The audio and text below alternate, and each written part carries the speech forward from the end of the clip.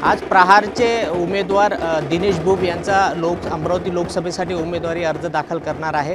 आमदार बच्चू कडू स्वतः यावेळी उपस्थित राहणार आहे आणि अमरावतीमध्ये एक भव्य जाहीर सभा होणार आहे आणि जाहीर सभा झाल्याच्या नंतर एक भव्य रॅली अमरावतीमध्ये निघणार आहे। यावेळी मोठं शक्ती प्रदर्शन आपल्याला पाहायला मिळणार आहे।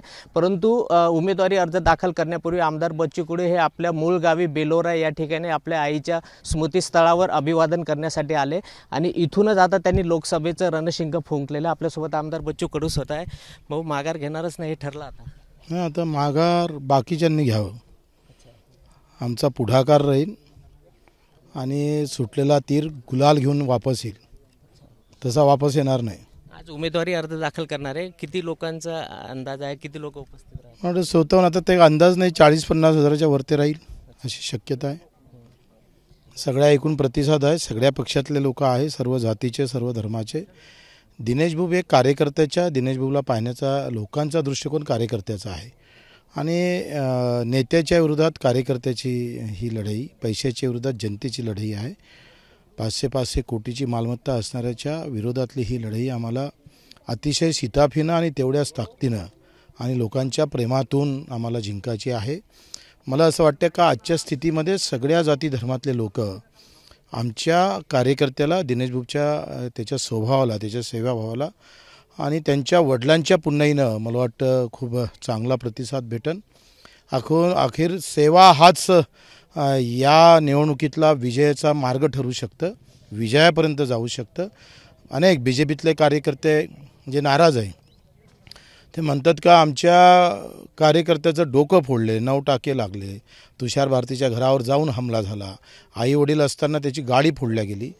हे मोठ्या वेदना आहे, खरं तर मोठं दुर्दैव आहे का अशा तानाशाहीला आपण स्थान देत असेल तर ते संदेश चुकीचा जाईल। म्हणजे जणू काही भाजपमध्ये जो मारण भाजपच्या कार्यकर्त्याले, जो भाजपच्या कार्यालय फोडून त्याला आम्ही उमेदवारी देईन, अशा प्रकारचं एकंदरीत चित्र उभं राहण्याचं काम अमरावतीत होतं आहे।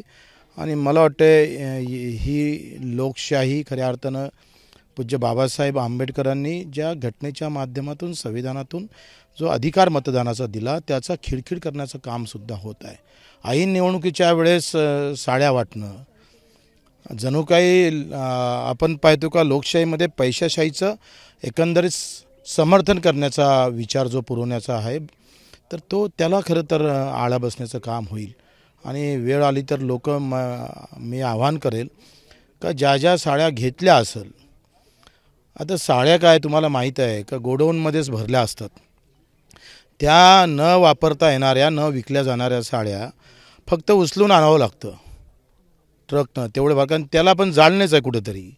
आणि मग अशा पद्धतीनं वाटप करून जे काही धिंगाणा घालण्याचा प्रकार, लोकशाहीवर घाला घालण्याचा प्रकार होत आहे, त्याच्या विरोधात आपण उभं राहिलं पाहिजे सामान्य लोकांनी।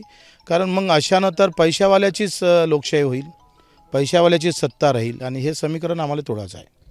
रवी राणेने काल आरोप केला की तुम्ही देशाचे नेते, अमेरिकेचे राष्ट्राध्यक्ष डोनाल्ड ट्रम्प सारखं तिथं जायला पाहिजे जेणेकरून देशावर। तू कोणाचा आहे त्याला विचारा, तू स्वाभिमानचा आहे का भाजपचा आहे? त्याची बायको भाजपमध्ये आणि हा स्वाभिमानमध्ये, आता पोरग कोणामध्ये पाठवतं त्यानं सांगावं।